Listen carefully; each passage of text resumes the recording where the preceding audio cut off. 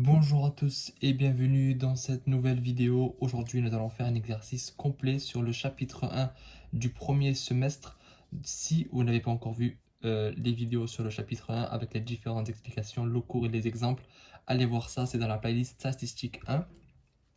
Juste avant que la vidéo commence, je vous rappelle qu'il y a en description deux liens, deux bons plans, un pour gagner de l'argent, un pour en économiser beaucoup. Donc surtout si vous êtes des étudiants, allez voir, ça va sûrement vous intéresser. Donc commençons la vidéo par la première question d'exercice. Donc tout ce tableau-là, je l'ai créé. Il n'y a que ces deux colonnes qui étaient là dans l'énoncé. Donc je ne voulais pas le faire en pleine vidéo, ça aurait été beaucoup trop long. Mais on va voir à chaque fois, étape par étape, comment on crée les colonnes et à quelles questions on va les créer. Donc la première question, on nous demande tout simplement quelle est la moyenne du groupe. Donc en fait, on a des notes et on a des étudiants. Donc on a une classe de TD, un groupe de TD de 20 étudiants. On a eu leurs notes à l'examen de statistiques et on veut faire la moyenne de leurs notes, donc du groupe. Donc, on a une distribution groupée en classe. Donc, on peut voir que c'est une variable continue. On doit définir les centres de classe pour calculer la moyenne, arithmétique pondérée. Donc, avant de faire la moyenne, il faut d'abord définir et calculer les centres de classe. Donc, je rappelle que les centres de classe se notent CI et on se calcule avec la borne de gauche plus la borne de droite divisée par 2. La borne de gauche, c'est ce nombre-là. La borne de droite, c'est ce nombre-là. Donc, par exemple, on va calculer les centres de classe de chaque classe. Pour la première classe, c'est 0, borne de gauche, plus borne de droite, 2. 0 plus 2, 2. Et on divise par 2, ça fait 1. Donc centre de classe est égal à 1. 2 plus 5 divisé par 2, ça fait 3,5. 5 plus 8, ça fait 13. Divisé par 2, ça fait 6,5. 8 plus 10, 18. Divisé par 2, ça fait 9. 10 plus 14, 24. Divisé par 2, 12. 4 plus 16, 30, divisé par 2, 15. 16 plus 20, 36, divisé par 2, 18. Donc là, on a défini les centres de classe. Puis après, on sait que la moyenne, c'est 1 sur n, somme des CI, NI. Donc CI fois NI. Donc là, on va faire les différents CI fois NI. Donc l'effectif fois à chaque fois le CI qui lui correspond. Et ensuite, mettre le résultat dans la case ici. Puis après, on fera la somme des différents résultats pour connaître la somme des CI, NI. Donc 2 fois 1, 2. 2 fois 3,5, 7. 3 fois 6,5, 19,5. 4 fois 9, 36. 5 fois 12, 60. 3 fois 15, 45. 1 fois 18, 18. Ensuite, on fait la somme de plus 7, plus 19,5, plus 36, plus 60, plus 45, plus 18. Et ça nous donne 187,5. Donc la somme des CINI, c'est 187,5. On nous dit fois 1 sur n. Et quand on dit fois 1 sur n, ça veut dire on divise par n, parce que le 1 va en haut et le n va en bas. Donc ça fait 1 fois 187 divisé par n. Donc ça fait 187,5 divisé par n. N c'est quoi? N c'est l'effectif total. Donc c'est 20. Donc 187 divisé par 187,5 divisé par 20, ça nous donne 9,375 et on dit que en moyenne, un étudiant de ce groupe de TD a eu 9,375 sur 20. Tout simplement, donc je fais un rapide récapitulatif. La première chose à faire, c'est de déterminer les centres de classe, puis après de faire la somme des CI, enfin faire le produit tout d'abord des CI, NI, CI fois NI, comme je l'ai écrit ici. Puis ensuite, vous faites la somme des différents résultats et vous le divisez par l'effectif total. Et vous avez votre moyenne. Donc là, on va passer à la deuxième question. La deuxième question, on nous demande de construire l'histogramme représentant ces observations. Alors, la question semble facile, mais attention, il y a plusieurs pièges. D'où la page entière avant même de construire l'histogramme, il faut faire pas mal de calculs. On ne construit pas directement l'histogramme, mais c'est pour ça que la question est piégeuse. Donc, j'ai mis un petit signe d'attention, cas d'une distribution en classe, donc comme celle qu'on a actuellement. Avant de construire l'histogramme, on vérifie si les classes sont d'amplitude égale. Donc, on va vérifier. Ici, l'amplitude, je vous rappelle, c'est l'écart entre la bande de gauche et la bande de droite. Et l'amplitude se calcule par bande de droite moins bande de gauche. Donc 2 moins 0, 2. L'amplitude se note AI. Ça, j'ai oublié de le dire, mais elle se note AI. Donc 2 moins 0, 2. 5 moins 2, 3. 8 moins 5, 3, 10 moins 8, 2, 14 moins 10, 4, 16 moins 14, 2, 20 moins 16, 4. Donc là, on peut clairement voir que les amplitudes ne sont pas égales. Il y a plusieurs amplitudes différentes. Il y a 2, il y a 3 et il y a 4. Donc les amplitudes ne sont pas égales. Donc ça, c'est ce que j'ai marqué ici. Ici, les classes sont inégales. Donc on doit corriger les effectifs ou les auteurs. En considérant les différences d'amplitude, on peut procéder via deux méthodes. Donc il y a deux méthodes pour corriger les effectifs, soit ou la hauteur. Soit on corrige tous les effectifs en divisant chaque effectif par l'amplitude. Donc soit on prend les effectifs, donc ils sont ici, je vous remets la feuille, et à chaque fois on va les diviser par leur amplitude, donc 2 divisé par 2, etc. Ou bien il y a une deuxième méthode, c'est soit on considère l'amplitude unitaire ou normale, donc ça, on dit plusieurs noms. Dans le cours, je vous avais dit que c'était l'amplitude normale, mais là, je vous ai aussi donné son deuxième nom au cas où vous le rencontrez dans un problème. Donc, on considère l'amplitude unitaire, par exemple, et on corrige seulement les effectifs où les amplitudes ne correspondent pas. Pour la correction, on divise l'effectif NI par le rapport amplitude AI, amplitude normale.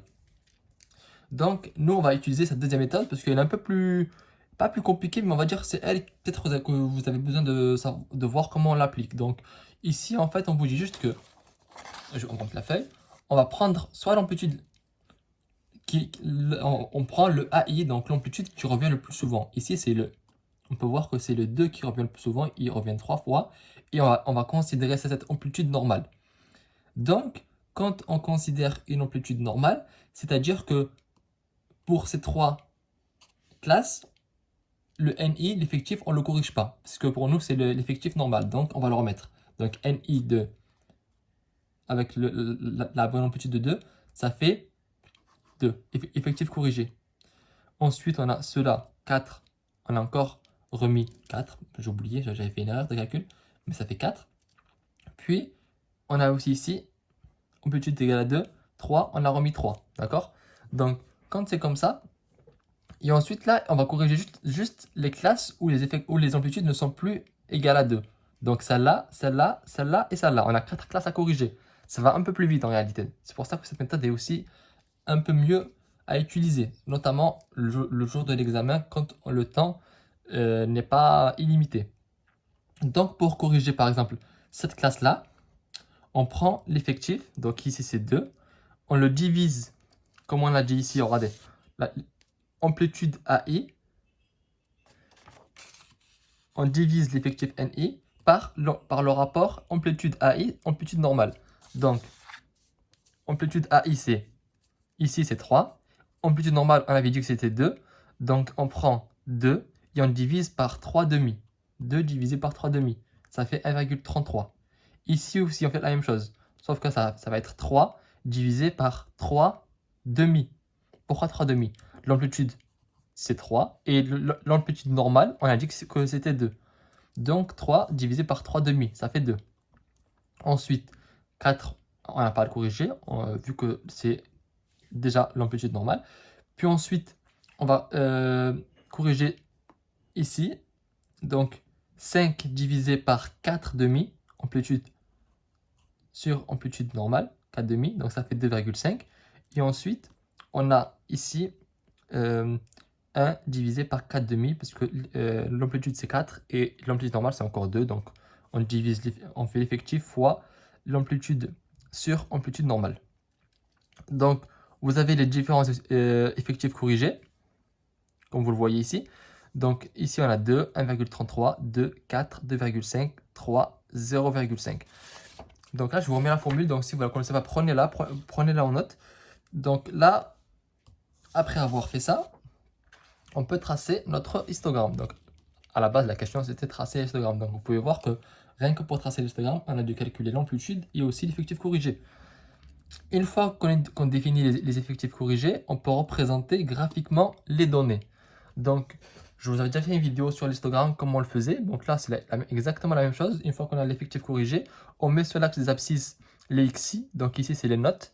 Donc de 0 à 20, avec à chaque fois les intervalles qu'on nous a donnés. Donc 0, 2, 2, 5, 5, 8, 8, 10, 10, 14, 14, 16, 16, 20.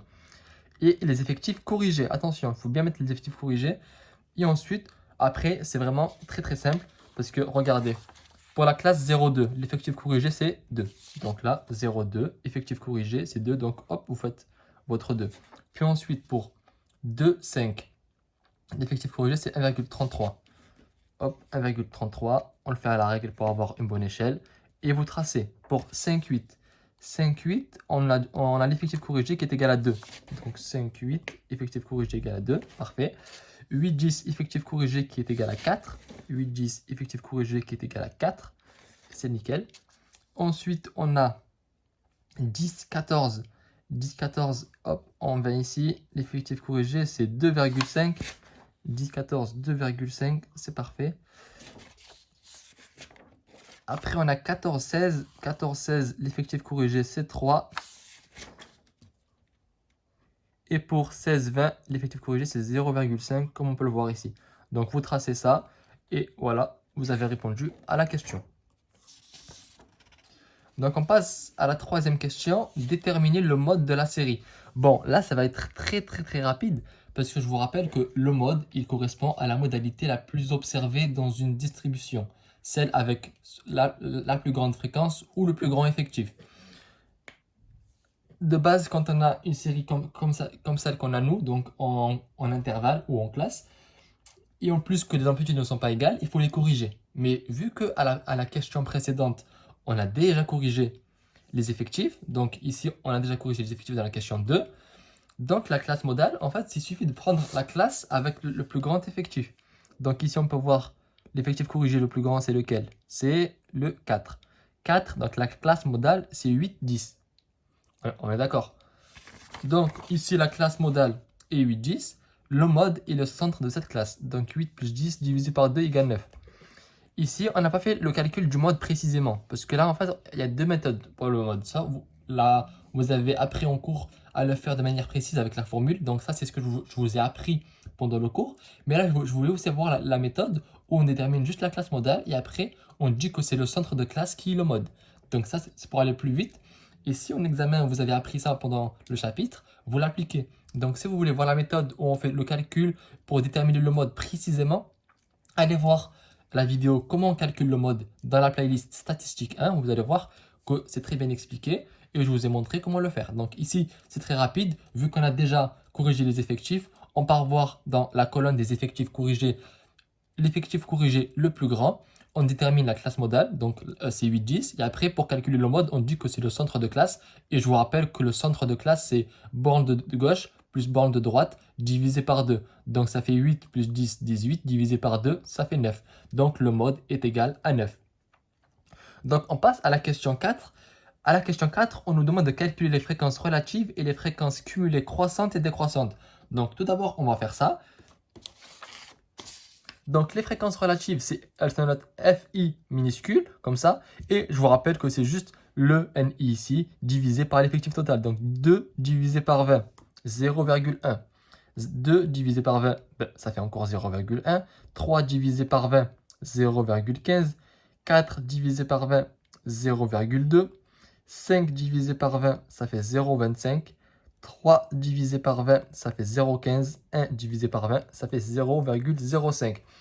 Pour vérifier que vous n'êtes pas trompé, vous faites la somme des différents résultats que vous avez trouvés. Il faut qu'à la fin, ça soit égal à 1. Si ce n'est pas égal à 1, c'est que vous vous êtes trompé.